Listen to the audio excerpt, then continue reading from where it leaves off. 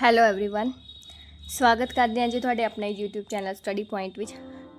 हाँ जी बच्चों, अज असी क्लास 10th का जुलाई टेस्ट 2025 विषय जोड़ा साइंस का सैंपल पेपर करांगे, जोड़ा कि इंग्लिश मीडियम विच है। क्या इंग्लिश मीडियम विच है, क्वेश्चन ये थानू 9 दिते है, ठीक है, करने हैं। पहला क्वेश्चन देखो, what is the role of saliva in the digestion of food. Saliva का की रोल है फूड के डाइजेशन विच कि saliva makes the food soft for easy swallowing। It contain a digestive enzyme called salivary amylase which break down starch into sugar. Second question है कि aerobic respiration ते इन aerobic respiration विच की difference है। ये विच difference दसना है कि aerobic respiration occur in presence of O2 in aerobic respiration occurs in the absence. ये प्रेजेंस होंगी O2 की मात्रा, ये एबसेंस होंगी है। Respiratory substance is completely broken down, respiratory substance is incompletely broken down. ये तुसी सारे पॉइंट इदा ही 1 2 3 4 5 है, ठीक है। And product are CO2 H2O, ये तुसी सारे ध्यान नाल पढ़ लेने, ठीक है। उस बाद अगला प्रश्न है कि what are the methods used by the plant to get rid of excretory product, ठीक है। केड़े मेथड है कि plant can rid of excess water by transpiration, they can even lose some parts such as leaf, other waste products are stored as resin and gums, especially in old xylem, plants excrete waste gases through stomata, ठीक है बच्चों। उसके बाद चौथा प्रश्न है which part of the brain maintain posture and the equilibrium of the body, cerebellum।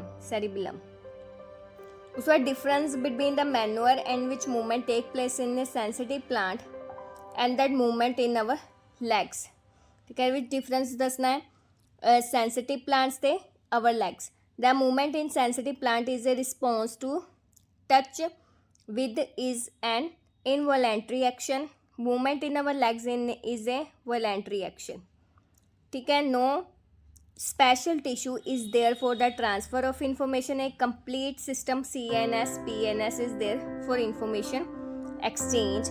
Plant cell do not have specialised protein for movement, animal cell have specialised protein which help muscle to contract. उस पर अगला question है 6वां कि how are the involuntary action reflex action different from each other. Involuntary action is a set of muscle movement which do not require thinking but it's controlled by brain, for example heartbeat, while on the other hand the reflex action is rapid and spontaneous action is response to any stimulus, for example closing of eyes immediately when bright light is focused, ठीक है। उसके बाद अगला प्रश्न है give an example of aquatic water food chain, aquatic plants, small fishes, big fishes। उस बार अगला what will happen if we kill the organism in the one trophic level। if we kill all the organism of one trophic level it can create the imbalance of ecosystem, मतलब ecosystem विच imbalance हो जाएगा। for example grass deer, जो grass deer खांदा तो lion deer नूं खांदा है।